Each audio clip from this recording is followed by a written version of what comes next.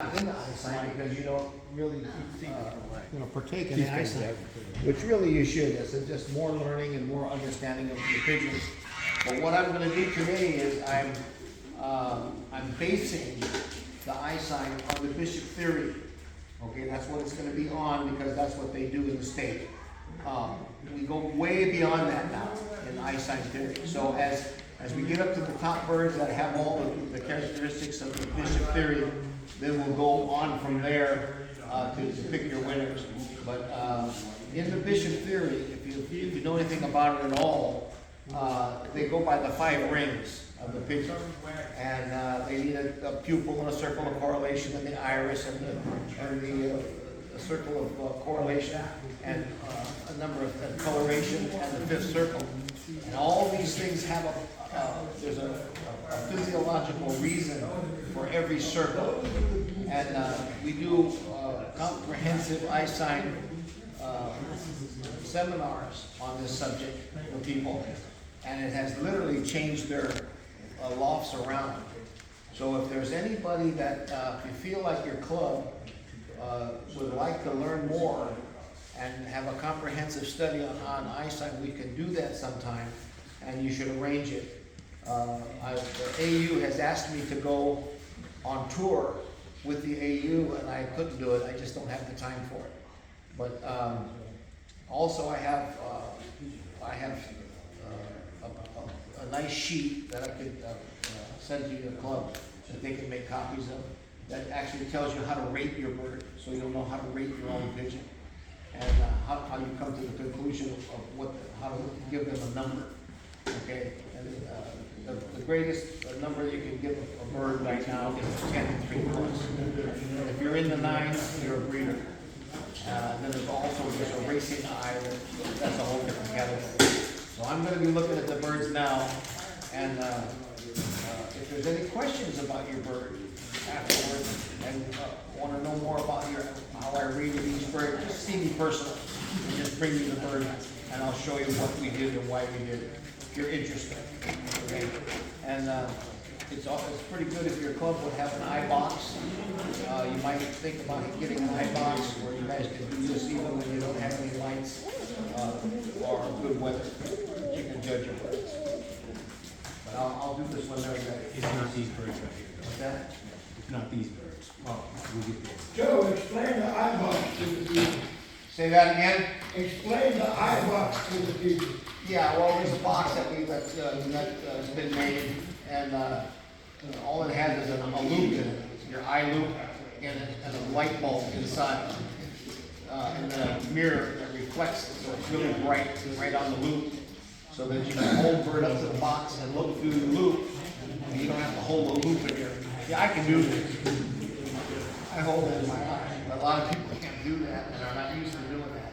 And They can get the foot that's the way it's held in the box. What? They can get the foot operated. Yeah, you can do that also. Yes. Yes, you can do that also. There's all kinds of methods. But I think if you're a pigeon flyer, you want to know everything about the bird. You want to know all your things about pigeons, your feathering, your digestive system. All these different things are important to the pigeon as a learning for being a pigeon person. And eyesight is a major and I think that you would really love to realize why these things are so important on the eye. And it all stems down from, while they're putting this together, I might as well talk about it a little bit. Bore you to death here while we're getting things ready. But the pigeon eye is all based on fatigue.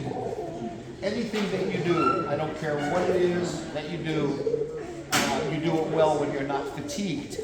If you're writing a story, painting, your eyes get bad, your eyes wear out, you don't do as good a job. If you're driving and your eyes get weary, you don't drive as well. Anything that you do, hand-eye coordination on anything from batting a ball, anything, your eyes are first. Pigeons is no different. And over the years of racing, because a pigeon is a whole generation every year. 1 year, 1 generation. So because they evolve so quick, as racing pigeons, their eyes have evolved. Now, many, many years ago, a breeding eye was a breeding eye. A bird was only a breeder. And a race eye was only a racer. Racing eyes have a propensity, if you breed them together, to give you a breeder. And breeders have a propensity to give you a race bird. So you have to know the difference. Well, lately here, the last 20 years or so, because birds have, because of the inbreeding and using young birds and old birds, what has happened is we're getting a lot of birds now that are not only race birds, but also they're breeders. And it's nice if you have a bird that's won maybe 2 or 3 big races and later on you want to breed it. Now you can do that. Years ago, it was a mistake. You would have a bird that raced really good for you, and then you put it in a breeding loft and you get nothing. You wonder what's going on. Well, they're not breeders, they're racers. And by the way, if you're a straight racer, you're the best racer. If you're a combination racer-breeder, usually you are not the best racer. It's the same thing with like a speedboat. If you have a sailboat, that's a sailboat and a motor, you don't have the best race, you don't have the best speedboat, you don't have the best sailboat. You got something in between. Well, pigeons are the same way. Very, very complicated situation. And there's always exceptions to the rules, of course. And when you breed these birds, your breeding is a percentage. Everything you do with eyesight is a percentage. And I'll give you an example of this. If you, most of you here know what a basketball court is. I'm sure everybody knows basketball. If you were sitting at the midline of the basketball court, and I grabbed this young fella right here, come on up here, I give you the ball, let's see if you can make a basket. It's possible to do it, but it's really difficult. The odds are very much against you. But you bring some young kid that's, say, maybe a teenager that plays basketball, and you bring him out there, he's got a much better percentage of chance of making that basket.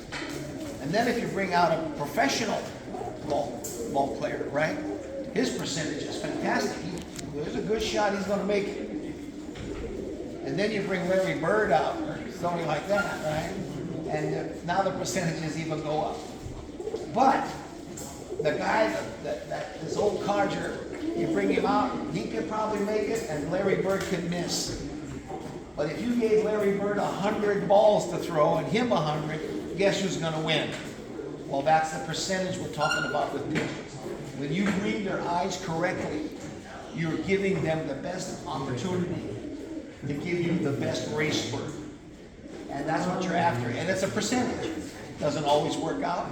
And every now and again, you'll get a bird with a low graded eye, and the hen has a low graded eye, and you get a great race bird. And I don't mess with Mother Nature. If it comes out like that, it's great. It's wonderful. You just don't want to fight it. But the odds are that over the years and over the many breeding that you do, if you breed them correctly with your eyesight, you're going to have way better results over the long period of time. So it makes sense, and especially not just if you're a pigeon flyer around your own club, which is one thing, but if you want to enter your birds in futurities across the board, it's money. It costs money. So you want to be able to put in your best shots, especially when money's involved, because it gets expensive after a while. So by breeding correctly, obviously your percentages grow. Same thing with if you're breeding more birds. You want to enter 2 birds. Well, if one guy's entering 60 birds and you're entering 2, his shots are better. But if you have your right breeding eyes going and he don't, you level the playing field really fast. So that's what eyesight's about. So a lot of people say, hey, I don't look at the eyesight at all. I don't care what the eyes look like. I just fly my pigeons and I got good birds. That's all I care about. Well, that's fine if that's as far as you want your knowledge to continue. But if you're a pigeon guy and you've been in pigeons for years and you love the birds and you love the racing, you want to know more. Nobody can take knowledge away from you. So if you want to get more knowledge, you want to learn eyesight. The bishop theory was all the bishop was the 5 circles. And it didn't tell you anything about what anything's worth and why you have them. Do you guys know what happens when a pigeon first takes off of the ground? What the eyes do? Does anybody know what eyes do on a pigeon? You don't know? Nobody knows what an eye does? The first thing the pigeon does when it starts flapping its wings? Huh? Nobody. Okay. Two things. First thing, you have an eyelid that comes down, a transparent eyelid to protect the eye. That comes in first. First thing, think that drops down. Second thing, the eyes pop out of their head. They pop. The eyes do this. Okay? Did you realize that? You know why? Because their eyes are on the side of their head. They want to look forward. So if they want to look forward, they have to pop their eye a little bit. Now, if you pop your eye out like this, after a little bit of time, it's no problem. But if you're flying 600 miles, you've got your eye popped out, it's going to give you a little strain, don't you think? All right? That's okay, so understand that. That's the beginning. And that's the fifth circle. The last circle. Okay? There's 5 circles. There's the pupil. Then you got a circle of correlation. Then you got a circle of coloration. Then you have the iris. And then you have the 5th circle. Is that muscle? No, that's not muscle. There's not. And by the way, when you look inside the pupil and you see that Coke bottle in there, that's not muscle. That's nothing. It's clear. It's celluloid. It's clear. What you're seeing is a reflection of the circle of correlation. It's like when you look at a lake and you see trees all around the lake, and then you see the tree in the lake. It's a reflection. Same thing. That's what you're looking at. That's not a muscle. They have 5 muscles, are all through the pantheon layer. The whole thing sits on a layer. It's black. It's called the pantheon layer. And within that antheon layer are 5 muscles. And the 5 muscles constrict just like your camera. You know how your camera lens does? Same thing that the pigeon eye does. The exact same thing. So that's where the muscles come in. People used to think that was a muscle in there. And it's not. Okay. And that theory's been eliminated a long time ago. University of Phoenix actually dissected the birds and found out what these things were, and they got rid of that theory right away. It's just a reflection. But what happens is that 5th circle, you need width in it. And why do you need width? Because you don't want the iris bulging into it. Because if the eye keeps turning and turning, and you've got iris, which are the blood vessels, pretty soon it gets sore, all right? And the eye starts to fatigue.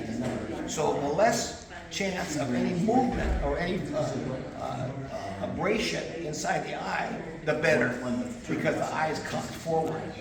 Also, the circle of correlation that's around the pupil, in the front of it at 9 o'clock, between 9 and 6 o'clock, it's flattened out. Why? Again, when he clocks his eye, you don't have to cook so hard because that correlation is in the way. All right? That gets rid of it. So that's the reason why when you're looking at it, you want to see that flat spot between 9 and 6 o'clock.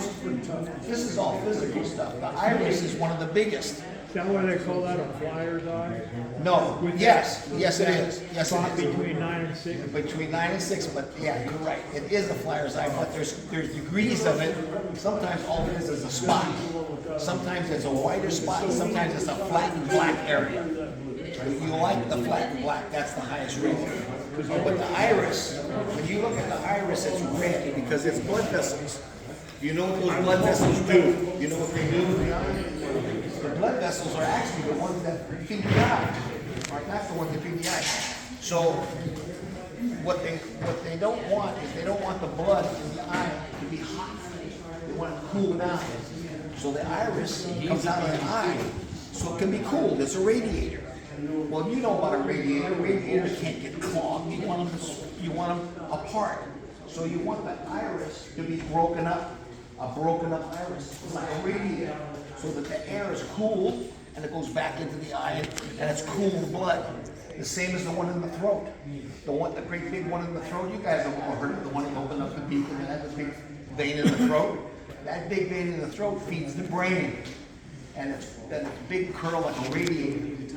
When you open up the beak and you see that in there, you got a good pigeon, because that bird, when it's flying, it's cooling its blood. That's going to the brain, and it can fly for a long time that way. All these things are predicated on fatigue. Okay, now, Can a bird fly really great being fatigued? Yeah, up to 200, 250 miles. Yes, most of this don't even kick in. It's like these guys that live in NASCAR. They put the wing in the back, big wing. Hey, until you're doing 200 miles an hour, 150 miles an hour, that wing isn't doing much. But as you get up there, same thing with the pigeons. When you start getting out there, 300, 350, 400 miles, all these things start kicking in, and they make even a bigger difference. They make less of a difference if you fly shorter, of course, and on beautiful days. But when it's hot up there, guys are going through the desert and hot areas, these birds, their blood gets hotter, they get hotter. There's a lot of little problems that crop up, and you don't want the eyes to get fatigued, because then they get fatigued. So that's why the eyesight is so darn important. And I think you should learn it, not just for racing, because you let the panner and your racing will cull those birds for you. You don't have to even worry about it. But when you breed, you want it for breeding purposes. So that when you look at a bird, you go, hey, this bird has a lousy fifth circle, hell of a pigeon, good bird. It's got everything I want, but it doesn't really have a good fifth circle. But look at this hen. She's got a monstrous one.